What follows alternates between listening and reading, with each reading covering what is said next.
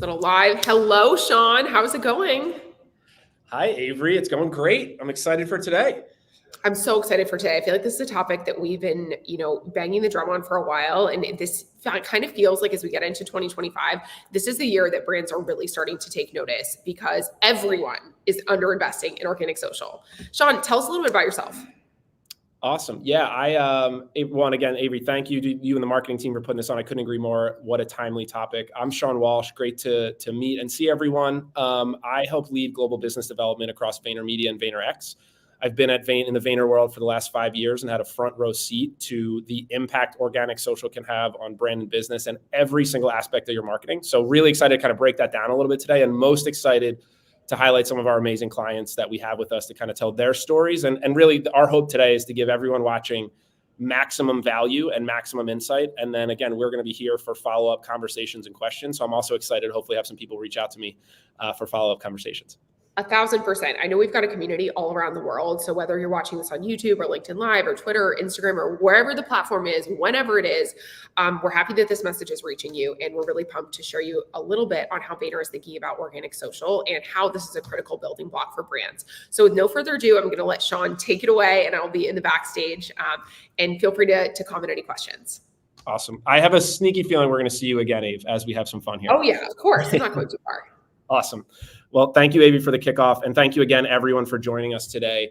Run of show, we'll take the next 10 to 15 minutes to really set the stage for why we believe that organic social is the most critical and crucial part of your marketing strategy today, through some very kind of clear rationale and reasoning. And then again, as I mentioned, we're going to have a few of our brand partners who are putting this into practice daily, highlight how they've brought that to life. So really excited to take you all through this. So if I keep moving here, I think a good place to start is a timeline view, right? And the reality that the game in organic social today is massively different, certainly than it was in the early days of social, 2005 to 2015, when organic really looked like email marketing, right? You would collect followers on your Facebook or Instagram, or I guess in that stage, really Facebook page. You would then, at the early days, reach a certain percentage of those followers through organic distribution, really based not at all to do with the creative you put out, but simply because those people follow you, right? Then we moved into kind of like this 2019 to really present, but really 2019 starting stage of social STV, where organic reach went to next to nothing. Paid distribution was the name of the game. Again, but people started to look to social, similar to TV from a consumption perspective. We are now in what we dub the non-follower era of social. And that is a huge, huge, huge point to understand for all brand marketers.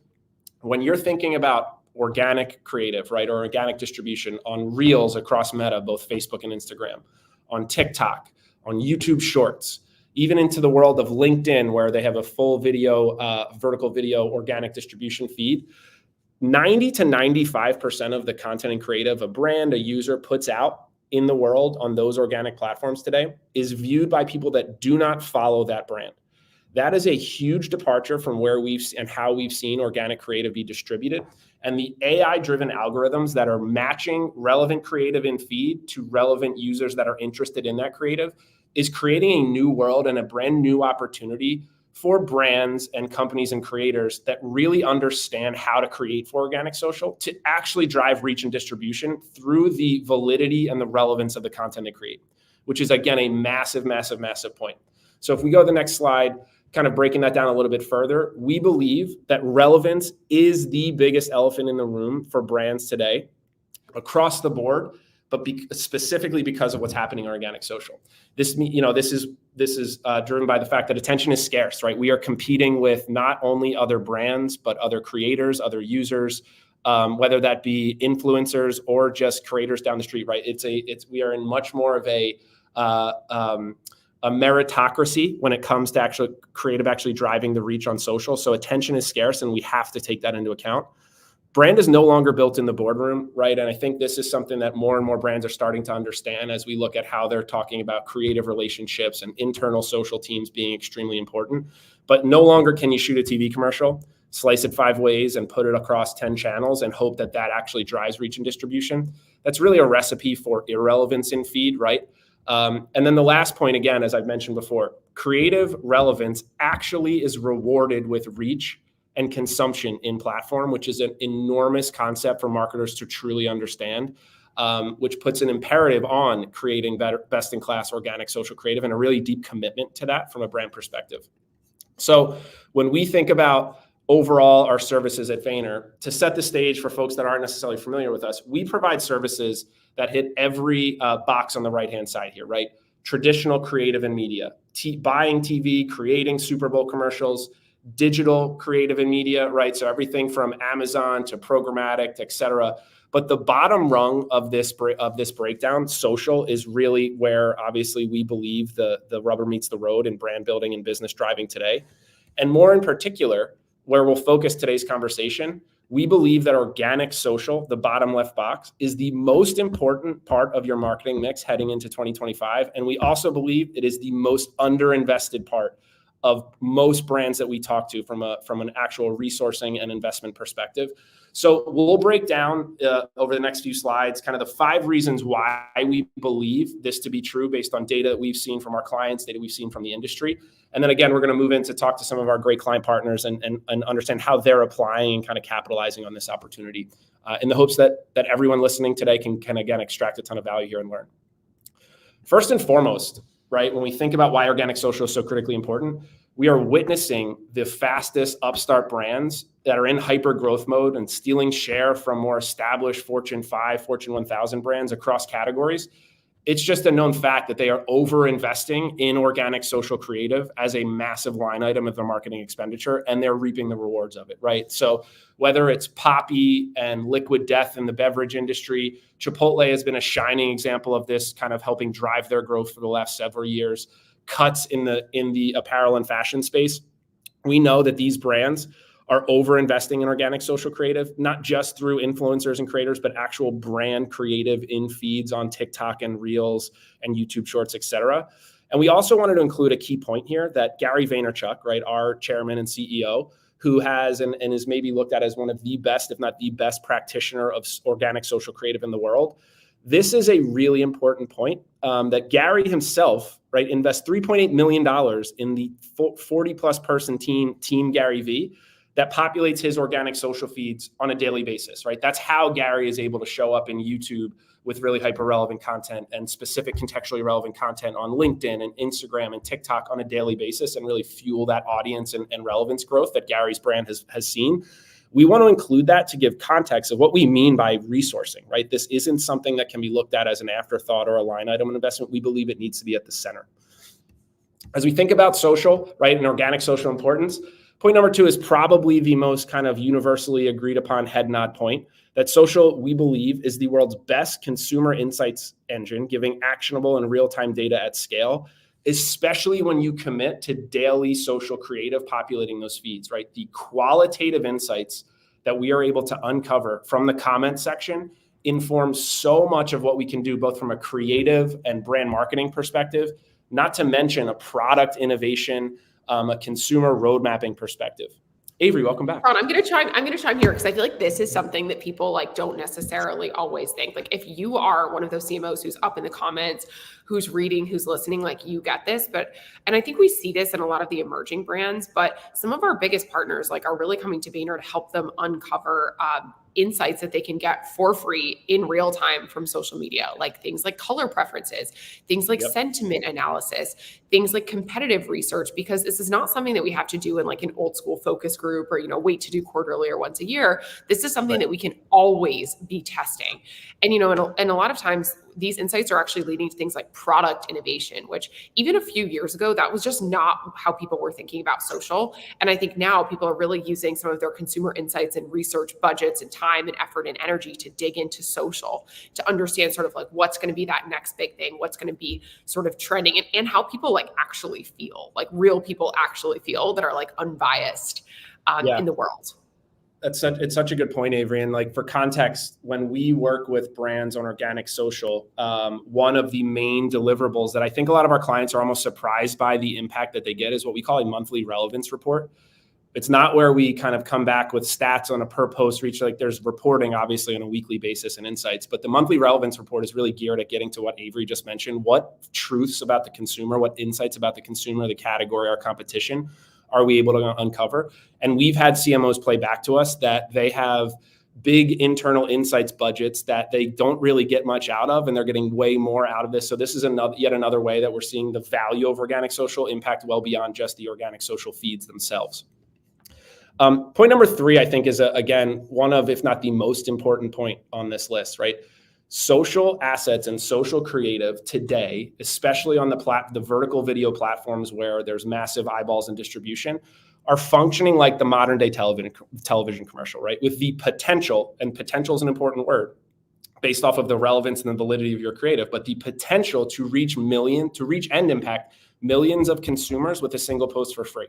I think everyone's familiar with the gentleman at the top of this screen. I would hope, if you're in the marketing world, from a few years ago, dog face, ocean spray. We are not saying that every organic post will result in 2 billion organic and earned impressions. This one really caught fire, but this is a really good shining light example of, like, when is the last time you've seen a television commercial actually sell out product everywhere nationwide? The reality is that post with dog face, listening to Fleetwood Mac, drinking ocean spray, vibing on his longboard, actually sold out product and totally kind of evolved how Ocean Spray thought about marketing. There's several other examples on this page. Opendoor and Mug are the 2 clients that we're really excited to have to talk to. So we're going to actually break down a little bit more. But the reality is, given how content is rewarded based on its relevance, if I have 1,000 followers, have just as likely of an opportunity to reach 100,000, 200,000 as Gary Vaynerchuk does, who has 50 million followers. Because again, today, organic social has nothing to do with the follower base you've built. It has everything to do with the relevance and the validity of your creative that you're putting into these algorithms on a daily basis. This is a massive point. And again, we are not saying that every post you put out is going to reach a million people, but the potential is there. And the brands that are capitalizing and realizing this are the brands that are resourced in organic and are leveraging these platforms to the full up of their capabilities. So as we keep going, right, when that happens, when we see over-index distribution, when we find right, this is a massive kind of boon to the efficiency we can bring into the entire marketing investiture, right? Because when we think about, we really firmly believe, and we're going to talk about this with Tirza and Michael, our guests in a few, but we firmly believe in the concept of finding right versus being right. Like, we are not a creative agency that comes into meetings with subjective opinions on how to make really expensive, big brand television commercials. We much rather would actually do marketing for the sake of better marketing, validating through social distribution and quant and qual research what actually works and is driving relevance with consumers. Again, leaning into the fact that the social algorithms, the AI-based algorithms, are probably the best and most scaled application of artificial intelligence in marketing today. We really lean into that and leverage those insights to then scale into larger campaign work. Tirza from Opendoor is going to walk us through exactly how the post you see on the left, which we call which has influenced a series called Reasons to Move. We took social insights and have informed Opendoor's current television creative and TV copy that's running now and will run through the end of the year, which is really exciting. Planners is a brand that we've had the luxury of working with on several Super Bowl commercials. Every single one of those has been validated through exact and specific social insights from start to finish. So super exciting, but I think this is a massive one where we believe, again, what we truly believe is investment needs to increase on organic social, but that investment needs to come from somewhere. So we believe that you can substantially de-risk and inform your above the line investment by committing more resourcing to social and being smarter with when and where we go 360 above the line. And the last piece, and I think, again, for folks on the line that have that span kind of creative and media, like, this is not strictly a creative and brand building conversation, right? Committing to organic social daily is actually something that is super strategic for you to get the most out of your media investment as well, especially if you are spending on platforms like Meta and TikTok and Google, which I would imagine every brand in the world can and should be spending on those platforms today. These are just a few of the stats that the platforms have published in the last year, right? Facebook and Meta did a large study last year that 56% of every auction outcome across the globe in the Facebook ads interface is dictated strictly by the creative as the variable, right? You can have perfect audience targeting, you can have perfect bid strategies, et cetera. The creative itself is the variable. At the same time, Meta is very clear that differentiated and diversified creative needs to be the strategy, right? So we're looking at 20 plus creatives in a given ad set. We have found that when populating those ad sets with creative that outperforms organically, we see significant increase in efficiency, whether that means we are recouping media dollars and hitting the same results, spending less and letting you invest that in brand or other places, and or whether we're reinvesting that and just driving incremental ROI across the board. TikTok has published a study recently with Ipsos that supports very much of the same spirit. And again, we are seeing this play out every day across the integrated businesses that we run at Vayner. So for those brand marketers on the line today thinking, okay, how can I convince and start to think about getting increased investment in organic? This is one of, if not the most important points that we can make. Paying off your investment in organic with actual media efficiency and performance and brand building is something that is very real, given the state of the algorithms and how paid is working across, again, really these biddable social digital ecosystems that are capturing more and more spend today. So that is the last point that you'll hear from me, but we don't want you all to just take our word for it. So I would love to pause here. And again, as I mentioned, we are lucky enough to have two of our awesome clients with us today. I would love to welcome Tirza Molina from the Opendoor team to join me on the stage. And hi, Tirza. How are you? Good. How are you? I'm fantastic. First and foremost, Tirza, thank you so much for joining us today. Tirza, why don't you give a quick introduction to the audience on you, your role, and kind of what your focus is at Opendoor? Sure. So thank you guys for having me. I was very excited to be invited and absolutely love working with the Vayner team. Quick background on me. I've always been in tech. I've spent most of my early years in PR and did some strategic partnership stuff, then went into sales at a cybersecurity company and quickly realized like that none of that was for me, but I loved marketing. So marketing has been my bread and butter. Started there as our community manager and just owned everything from social to events to everything. And then 6 years, or I did that for a few years. And then 6 years ago, I was approached by Opendoor to also run social media and be our community manager, and have evolved my roles since. So I've always had social in my purview, but I now manage all consumer brand creative. So everything from social all the way through to our TV commercials is me. And I absolutely love it. I love that a lot of my career was, started and rooted in consumer empathy and, customer empathy, because now that I'm at this point where I'm very much focused on content creation and creative, I always really, have the customer at the forefront. And that's especially important at Opendoor because we are not necessarily selling shoes or makeup. We are a real estate platform that is changing the way that people, think about real estate. And we're really in the business of progress and helping people move forward by making selling and buying easier than ever before. So no small feat, but we're excited, and there's a lot that we have ahead of us. It's amazing. And again, we've just loved the partnership that you've been at the center with Lauren and David and the rest of the team. It's been such a joy. Your background, you've been at Opendoor, like you said, with organic or social in your title for 6 years. Let's start with where was, and not necessarily, Opendoor, sure, the company, but also like that time of organic social to what we are talking about now. Would love to hear you talk about kind of like the journey to where Opendoor is today, and then we'll unpack what today is looking like. But I know it's been a journey along that road for you. It has. And as you had that timeline up, I was like, oh my goodness. That was remembering yes, it was. Facebook organic reach went to zero. Yes.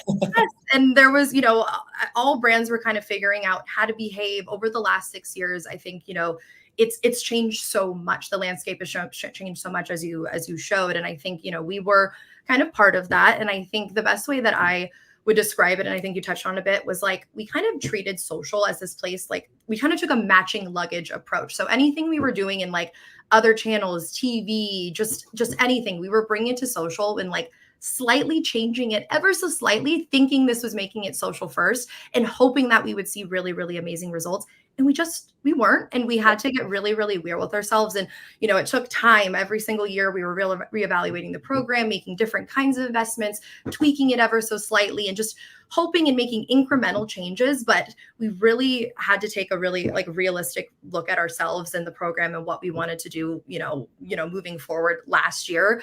We had to recalibrate our goals, recalibrate and get honest with what people are coming to social for as well. Like, they're coming to be entertained, right. They're coming to be educated, and we cannot just be shoving ads at them or things that feel like ads, because they see right through that. And we need to break through in some way. So it was really amazing when we, as a collective team and our leadership as well, were like, we're going to make a big bet. We need to invest in social in 2024. So we, come today, almost a full year since onboarding the Vayner team, and we're really seeing the success and the magic that comes when you make strategic investments and you put resources behind it. You get the team, you get people excited, and you have a lot of leadership buy-in, and the results are really, really promising. And we're excited to be at this phase. And it took some time, and it took some honesty and some, I think it's important to have conversations like this. And I know, we're not alone, and I'm sure people on the line are also feeling this as well, and why they're on this call. But it's excited to finally be at this phase, having been in the early days where it was like just keeping the lights on. I was in Canva myself. I was trying to make things and getting support where we could, but now it's a whole different ballgame. We've changed a little bit from the days of like cute kitten memes getting distributed, right? Of like, let's actually drive brand and business here. Exactly. I think you bring up a really good point, Tirza, on like the reality. We talk about it all the time, that we have a ton of empathy for the brands and clients we work with, right? Because what we are talking about is a pretty radical departure from the norms in the industry today, right? And I think you just mentioned it. We're about a year into our partnership with Opendoor. I think, again, there's not a better example that I've seen of a client and a partner that is kind of jointly leaned in with us, and kind of like we've built the one team, one dream approach. What would you say, if we kind of like get into a little bit of the details for the folks on the line here of like, so, I would love to hear you talk a little bit more about like, what has the commitment to organic social really looked like for Opendoor in the last year? Yeah. And like, we can get into some of the work and some of the examples across some of the different kind of categories we've talked about, whether it's scaling to TV work, whether it's comments as creative being a massive driver of impact and reach for us. I would love to kind of like unpack a little bit more of the specifics of what you've seen and the impact you all felt. Yeah, no, I mean, beyond, onboarding the Vayner team, that was kind of step one. We also, brought on someone full-time to run social. Like in the past, and I would say a lot of brands are probably, have done this themselves, where social is kind of like a part of someone's role, when the reality is it needs to be someone's full time. They need to be in there. They need to be in the weeds. They need to be in the data. They need to be like constantly doing this. And I think that was a massive step when we finally hired someone dedicated to this program. And then we had the full support of the Vayner team and all the creators and all of the different folks that kind of make up our day to day. And when we saw that, our production volume went up insanely. Like we're producing over 100 pieces of content a month with the team. Yep. Prior to onboarding Vayner, I think we were probably at almost 8 posts a month, which is just a crazy dramatic departure.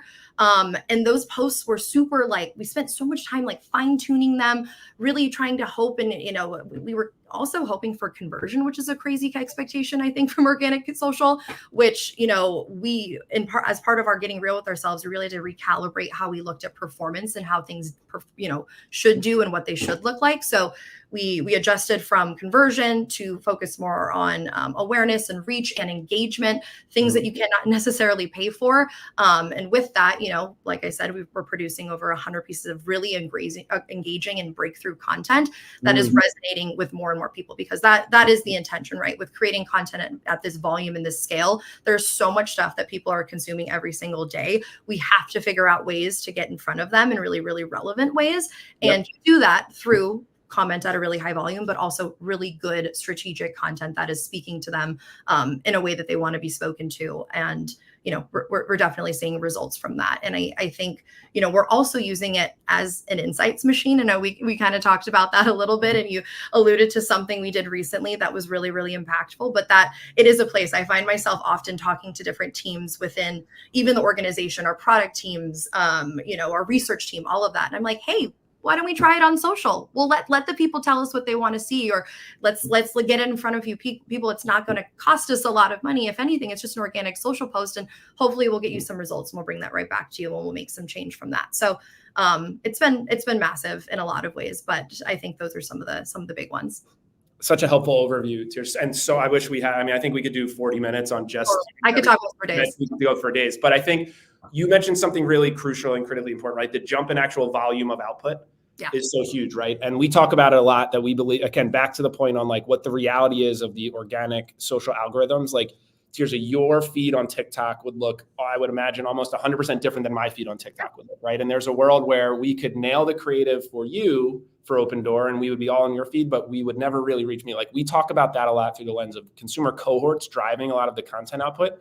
But the broader reality is we believe that there's more opportunity to be more relevant to more consumer segmentations today.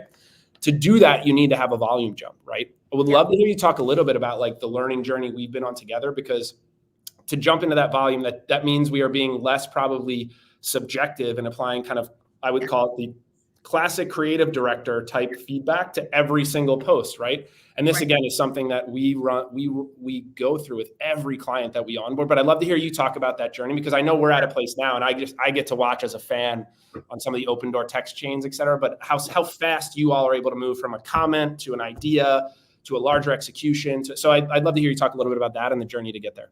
Yeah, I mean, I think, it was intimidating at first when we initially started working with you guys last year, and you're like, we're gonna be producing at really high velocity, and you guys kind of stick with us. Let's hold hands. And we're like, okay, like we wanted to do it too, but to do that, there was a bit of like, okay, how? So I think where it all started, not to get too in the weeds, but it's like it started with very clear expectations from the jump, and we worked very closely with our legal teams, the Vayner team. We set up really, really smart yet flexible guardrails that allowed us to allow us to work in this way. We know what will fly legally. We know what won't fly legally. We know what will fly from a brand perspective, what won't. And that allows us to kind of say yes more often. Like the team knows this. I'm like, I love to say yes. We have sessions literally called Yes And, where we're reviewing creative on a really regular basis. It's tons to look at, but it's literally my most fun meeting ever of the week. And it's sometimes things are a little bit like, there's a head scratcher here and there, but sometimes you just have to, like you said, you have to remove your own bias, because it's maybe not for me. It might be for someone else. And we just have to try it. And we have to, be cognizant of, yes, there may be brand flags or whatever. And that's where we edit and that's where we change things. But we all have this ambition and this hope that at the end of we want something posted. We need to let the world tell us this didn't work, this did work. And then we go from there. So I think that kind of critical setup and alignment between both sides is massive. Yeah. And then there's a lot of trust too. Like we trust each other. We're not going to guide each other any specific way. They know, the team knows when we give feedback, we try to give as much context to where the feedback came from. So they know what to do for the next time. So it's a beautiful dance. I like to say, I'm like, it's an art, it's a science, the whole thing. But in order to move quickly, it starts from a place of, really strong foundations, a lot of trust, and then this desire to really execute at this pace as well. Like we all need to be in it. Like we are grinding together. And I think we all feel that. That's where the magic comes from. That's such great insight. I think so incredibly helpful for the folks online. It's kind of like back to like alignment, especially early on alignment of like the freedom within a framework. Yes. But then also knowing that there might be some places where we kind of touch the third rail together, and leaning in and leaning towards a bias of yes and versus a bias of no but actually is one of the biggest openers for brands to really get this, because then when you can't unsee when you put something out that maybe wouldn't pass the subjective test, but actually gets quant and qual insights, gets distribution, leads to bigger ideas. Speaking of, Tirza, I'd love to focus. You had mentioned kind of like let's talk about Reasons to Move, right? I think Reasons to Move is such a fun story. And it's such a great example of the commitment to organic, but then this team's, and really kudos to you and really your job is literally to do this and to scale. How do we take and scale those insights to impact the business outside of just organic social feeds? So Angelina, maybe we can bring the slide up and maybe like as Tirza is walking through, we can kind of talk about, I need to share the next slide. But yeah, Tirza, I'd love to hear you talk about Reasons to Move, which is this post in the middle, and then we can play the TV asset once you kind of describe. My favorite.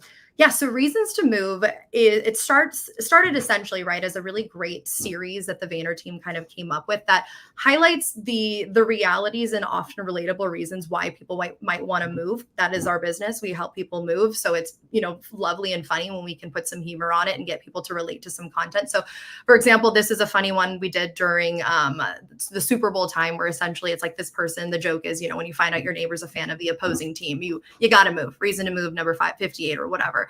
So from that was a really successful organic series. And we were proud of it. We saw a lot of engagement, did lots of different versions.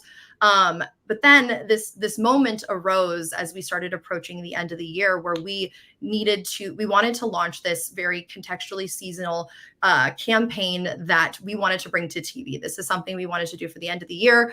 Traditionally, real estate the end of the year, the holidays, is not notoriously the most desirable time to sell, or is not necessarily, marketed as the best time to sell. And we really wanted to turn that on its head, because the reality is, when you use Opendoor, anytime is the right time to sell, no matter the reason, no matter the season. And so when we brought this to the Vayner team that we wanted to do this, and I would like to be honest with this, that I was like almost skeptical when the team's like, no, like this is the first time we can actually do what we like to call a socially informed campaign. And I was like, okay, but maybe a few other things. And they're like, no, let's let what social told us was working. Let's try it here. So of course they brought us other ideas, but then it all came back to adapting this really, really fun theme that we had on organic social to the TV space in a very seasonal, contextually relevant space for TV. And we came up with our first spot that you'll play now. But it was just this very magical, life cycle of something worked really well here. The people told us they liked it. Why are we breaking that? Let's listen to them. And then, it makes us feel much smarter about the investments we're making when we're producing something for TV, because we kind of already know people like it. So it's really magical. It's not always the trope when you make new TV. So we were really happy to do this. And so, if you want to set it up, I'd love to. Vampire is one of my favorite songs I've ever worked on, honestly. Let's take a look at it. Yeah. And hopefully folks recognize it because I think we're live as of last week, right? No, Vampire is live as it ran all through October. We have some fun stuff coming up though for the next holidays. So keep your eyes peeled, but this is a fun one that was running through October. Amazing. Here we go.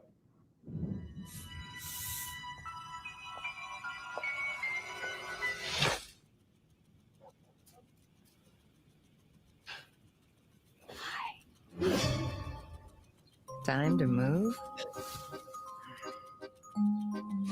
Make it easy with Opendoor. Sell your home in any season for any reason. Start your move at opendoor.com. You just hate to see a garlic garden going in next door, hate to see. Yeah. But I think this is such a good example, such a clear example of, to your point, following the breadcrumbs, not being right, not getting in a room and saying we believe and predict because we are good at making creative presentations that this is what we should run, but the consumer has led us here, right? And so this again is another really good point of like the organic social impacting way more than just the organic social feeds. I think, Tirza, with our last point here, and Angelina, we can probably pull the slide down so everyone can see our faces. With the last point, Tirza, I'd love for you to kind of talk to the folks on the line that are looking to, hey, how can I kickstart this with my organization? How can I start here? Like, I think one of the biggest things that we've talked a lot about and is the lean in from leadership on your side, right? And kind of like the permission and the buy-in to take the hands off the reins in certain aspects and kind of allow the inner workings of our teams to kind of push this forward. But I'd love to hear you talk about that because I think that's so key and translational to everyone listening today. Totally. I think, in terms of, getting the leadership behind all the things, like I said earlier, like we had to get really honest with ourselves. And that started from leadership. Every single person that has touched the program over the last 6 years, it started from a place of like honesty and the reality that we know we want to do better.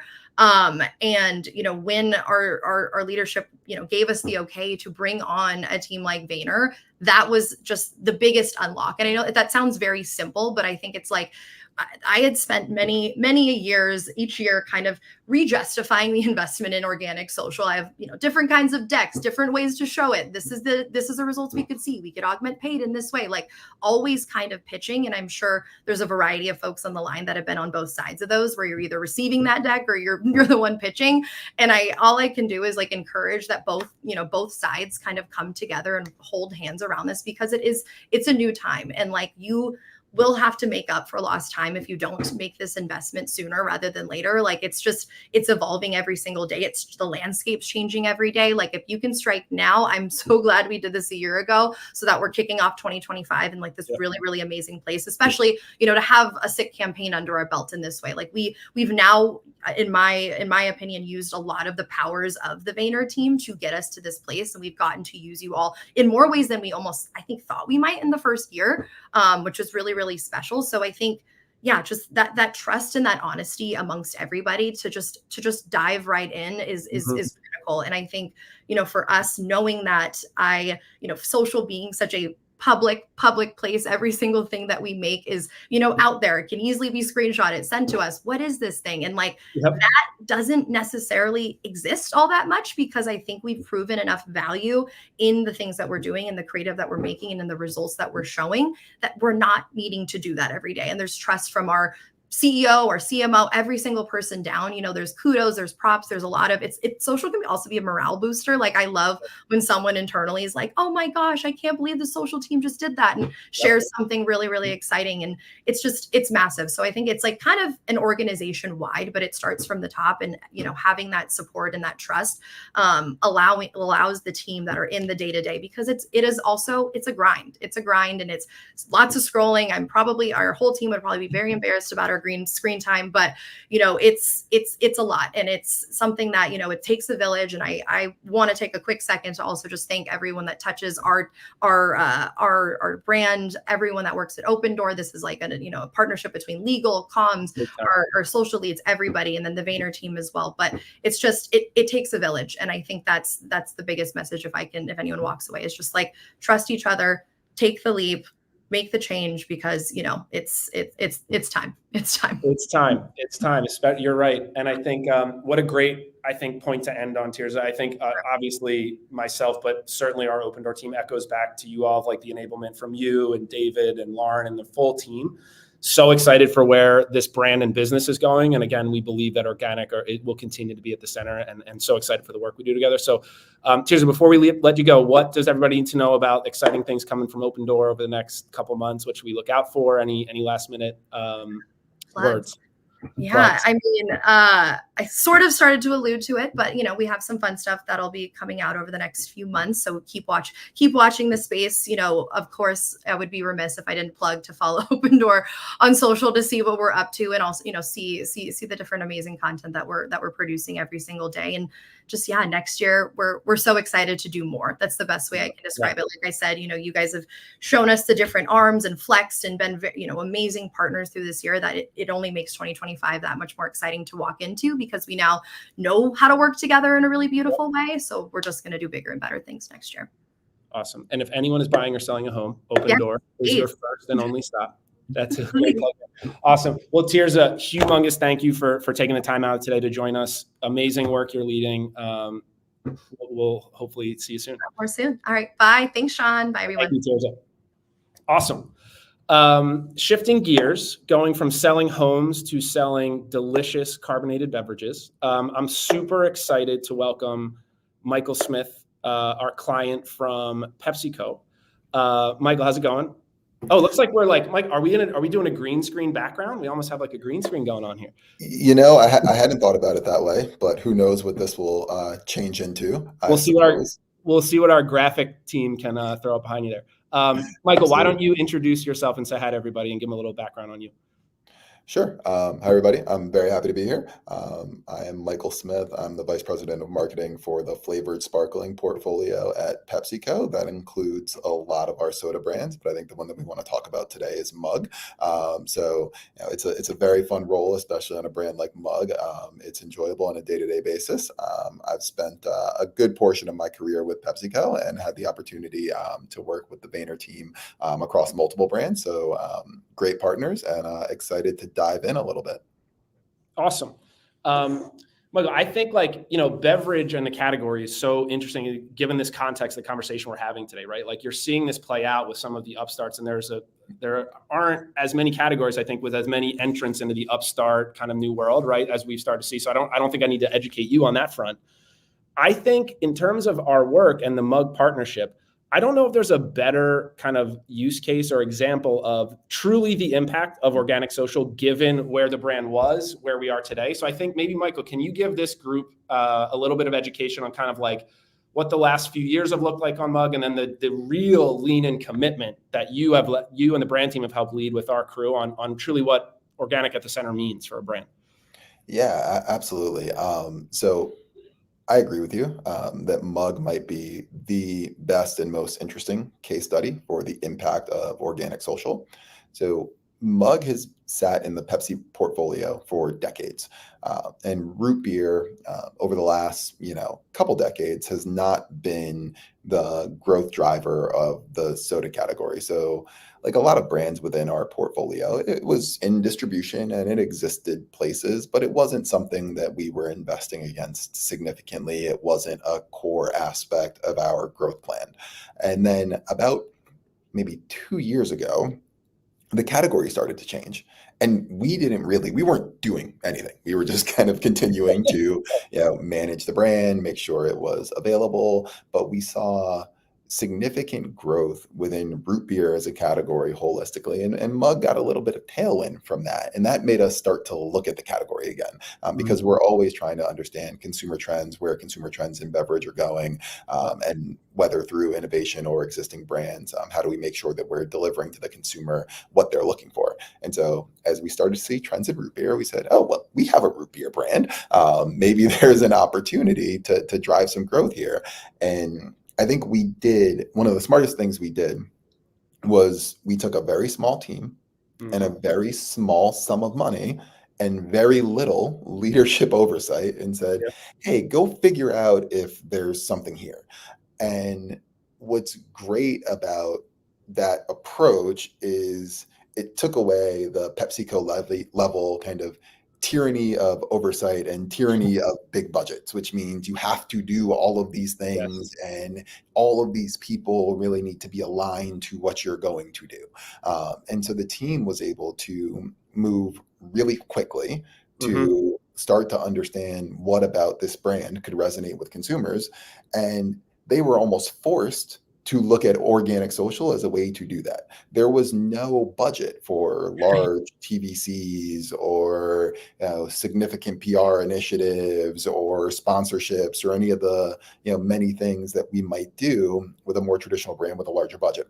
Yep. So the team in partnership with Vayner said, let's figure out if we can use organic social as the largest focus group in the world, the algorithms as the largest focus group in the world, to start to figure out what could really resonate for Mug and who the consumer was for Mug. Yep. And the team just started making work. Like there were some hypotheses, obviously, of what could work and some cohorts that we wanted to look at. But the team really, with an incredibly open purview, said, let's go start to put some stuff out there and figure out, what people are, going to be or not going to be interested in. And what the team found really quickly was that there were certain aspects of Mug and certain brand assets around Mug that consumers were incredibly interested in. And the more and more content the team started to make, and the more real-time feedback via views, likes, shares, comments, the team got around what was working and what wasn't working, they were really able to dial in and almost invert how you build a brand. We threw a bunch of stuff out there, understood what consumers were responding to positively, and started to define the brand around that rather than define the brand initially and then push it out to consumers. Right, and tyranny is your word, not mine. We love our PepsiCo partners, but I think that's such a good, encapsulation again of folks sitting on the other side of this screen right now, right? We probably have a lot of brand marketers that might have that same exact challenge. Like to your point, Michael, can you talk a little bit more around the freedom that opened up for us to find right, not be right? Again, I think that we went into this with some assumptions and hypotheses, as you mentioned, but clearly a year to year and a half, 2 years in together, we are still taking that same kind of open aperture approach, but with some very clear bedrocks. I see a lot of the comments right now. There's a lot of people barking in the comments. A lot of people saying dog is an icon in the comments. So and this might be a good time to bring the slides back up just so Michael can kind of speak to some of this work, but would love to talk to you, to hear you talk about maybe some assumptions that existed because of the, again, tyranny, whatever, the big brand world that typically exists TV first and then social other places down, into the realities of how this brand and this team has kind of acted on, organic social. Yeah, absolutely. So I think the first thing that I would reference to your point around how it was built is the team wasn't required to make certain assumptions or certain assumptions based on small research methodologies. And I love all of our research friends around who the target consumer was going to be for the brand, right, what aspect of the brand they were going to respond to, and therefore what the creative and the comms needed to look like. So we didn't put in, again, those guardrails up front around what we thought was right, around being right. Because once you do that, you become locked in. You are committed. Yep. You are mentally and emotionally committed to that being correct, no matter what the marketplace tells you. So the team was able to, without those preconceptions, go in and start making content that they just found interesting, that they felt like was related to Mug. And there was probably a bunch of stuff that like didn't hit, right? It wasn't that great. Sure. But you started to find the things that did, and you found those things because the aperture was so wide. But what I think is valuable to us, and to your point around how we continue to go forward, is once we did find those things, we were able to define what they were. And so again, we got to guardrails around what the brand is, what's its tone, how does it show up? And I'll talk about why I think now it's incredibly consistent. But the difference is, I guess pun intended, we got there organically rather than, getting there based on what we decided was correct. And so to give an example of that, dog specifically has become an incredible asset for the brand. And that wasn't us sitting around and saying, you know what we need to do? The best thing to do is to build the brand around this mascot that's always been on the label. Yep. We had a dog head sitting around and thought this was interesting. And we started making content with the dog head. But once we saw dog start to resonate, dog got a uniform. So you always see dog in the black shirt and the blue jeans. Again, that was something that started to exist organically. If you follow a lot of Mug social, dog has his own language. And dog doesn't speak, but when you see content written by dog, from dog, it is very specific. That language evolved over time, but it's very specific to dog. When you see the way our content is cut, some of the audio that we use really consistently, some of the what are now essentially inside jokes around everything from root beer floats to hot dogs. It all was generated organically. But these are now all distinctive brand assets that make Mug's feeds feel very different than any other creators, any other brands, and anyone that's following the brand is aware of these things. They know these things. They've come to expect these things. So when you think about brand, we always do all these branding exercises, and branding is built on all of these, specific assets that trigger, a memory of the brand in the mind of the consumer. Mug has gotten to all of these things. So at the end of the day, it's operating based on all of the traditional principles of branding. It's how Mug got to those things that feels very different than what brands generally do. So well said. And I think the other, we're obviously talking about dog, and then there's two other posts that don't feature dog on the screen. And you can leave it off the screen, Ange, that's fine, but that are way more product focused, right? Like these Mug moments and that understanding. I think that was something that, correct me if I'm wrong, we went in, that wasn't really on our radar, but now we're at a place where we have permission, almost the expectation of the consumer to create these Mug moments. And we're getting outsized reach and relevance, and it is as good of a product ad as we could possibly have that maybe doesn't look the same as what we would do in traditional brand building world, but from a reach, eyeballs, distribution, the cue and the trigger to the consumer, it's as core CPG marketing as really anything in the world, right? So I think I'd love to hear you talk about that a little bit, Michael, and maybe also of the impact. I know we won't share specific numbers, but like we're one of a couple of the points that we talked about at the beginning of this call is like you can actually put creative out organically with no media dollars and reach millions of people and get millions of eyeballs on. And we've started to see that happen on Mug. So I'd love to hear you kind of talk about one, the product side, two, the distribution, what you've seen on the reach, and if there's any anecdotal feedback that you all have heard from your customers, your distribution partners that have said, wait a minute, what is happening on Mug? Like this is real, Yeah. So all really good questions. So I want to take the creative. Sorry, I tend to ask like 5 questions at a time sometimes, so we can break that down. We'll unpack it all. I think the idea that creative is reach is incredibly important.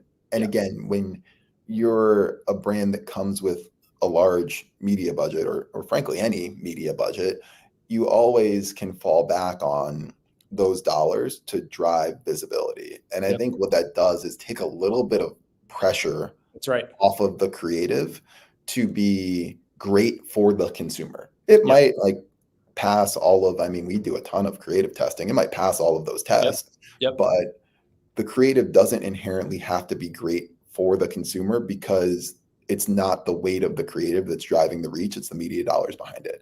When you need your creative to be great, because that's what's going to drive the algorithms to put it into feeds, and that's what's going to drive the distribution, then that's where the pressure point is. And so you're going to hold yourself exactly to a greater creative standard, because it has to deliver. You can't fall back on the media for it to deliver. And I think that's just human nature to some degree, that if that's where the pressure is, that's where you're going to apply the energy. So I think, number one, we very much adopted this idea that creative equals reach, which is incredibly important. So we can't fall back on media dollars, even when we have them, which we now to some degree do. And then secondarily, the product piece.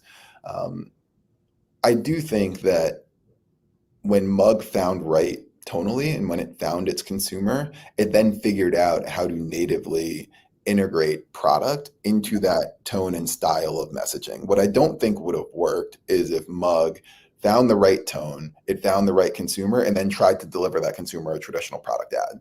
100%. So I think the team stayed very true to the tone of the brand, to who the consumer is, and then built product into that, but built it in a meaningful way. So you see a lot of really fun stuff around Mug floats, around how to use the product, around the taste of the product, which again, at the end of the day, is getting across messaging around why consumers don't just love root beer, but love Mug root beer.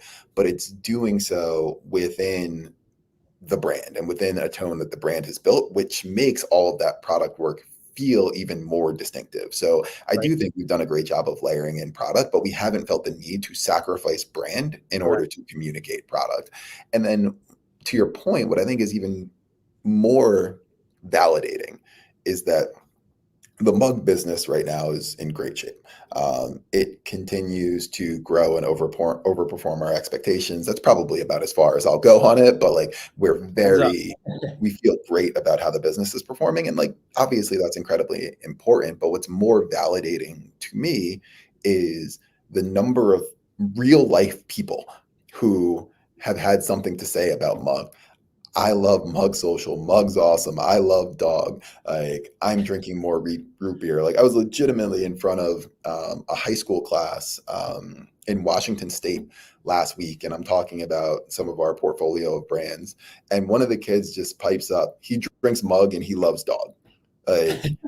And that is the like real world validation of what you're doing in this ephemeral space of digital and social media that lets you know that it's really breaking through.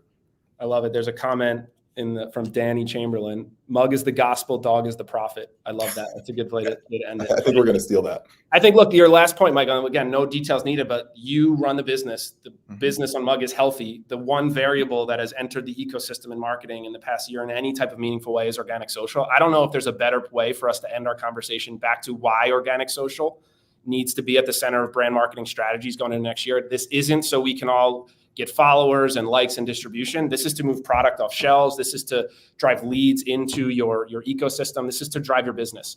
So I think that's a great place to end it, Michael. Huge thanks to you, all the great work you enable us to do across all the brands that you oversee. Obviously, we love working with you and your teams. Before we drop, Michael, any big plugs, anything big coming on Mug that the crew should look out for, aside from more amazing dog content on the daily? I mean, I think that there's no brand that I'm more excited for their 2025 calendar than Mug. I would say that we are going to stay true to our roots as far as where you can find the brand. So go follow and get excited about all of the fun and ridiculous stuff to come in 2025. Incredible. Michael, appreciate you so much, man. Thanks for spending some time with us today. No worries. Thanks, Sean. All right. Michael, you're the best. We also definitely need to green screen like a giant mug thing. I agree. I'm like, I was waiting for dog to come in. That should have been the background, 100%. Next time. Be too good. We'll fix it in post. Awesome. Thanks, Michael. Thank you, guys. Sean, what a great session. I feel like people are really loving it. Is this going to be available after? Yes, this is a LinkedIn Live, so you can replay it after. Sean absolutely crushed it. I feel like I learned a thing or two from you, as always, and from our amazing partners and clients who shared a little bit of their journeys on organic social. So I hope that this has been interesting for our audiences. Sean, what'd you think? Oh my God, so much fun. I loved all the comments. So thank you guys for being engaging. And I mean, Michael and Tirza will make it all really easy. And again, I'm leaving with excitement that we get to work with partners like that. And And if we want to bring the slides back up just for the last slide, just so folks have our context. So to Avery's point, this will be available for rewatching, but for those who are watching now and want to talk a little bit more, want to unpack, ask questions why, our emails, myself and Avery, are listed below. We would love to hear from you. And we are here to help educate, help talk about specific problems or opportunities that you have. So left today feeling more inspired than ever. I think we're on the right path here, Ave, and excited for follow-up conversations. I think so too. I think organic social, you showed it as the most disrespected, underinvested part of people's marketing mix. I think 2025 is really the year where that starts to change. We heard Tirza talk a little bit about how she's been on this journey for a few years. Michael talking about that sort of big brand perspective and what it's like when you don't have the resources to sort of do the more traditional work and the breakthroughs that you can find on social. And anyone who's watching this is watching this through organic social. So it's a nice little proof point in and of itself. Very meta. Very meta. We do the thought leadership stuff. We do the press releases, but this is a perfect example of we truly put our money where our mouth is. We believe organic social is a transformative power that should be unlocked and leveraged, whether you're a small, content creator or you're a big brand. So it's something we feel really passionate about. And Sean, you absolutely crushed it. Thank you. Thank you, everybody, for joining us today. Hope to hear from you guys soon. Take care, everybody.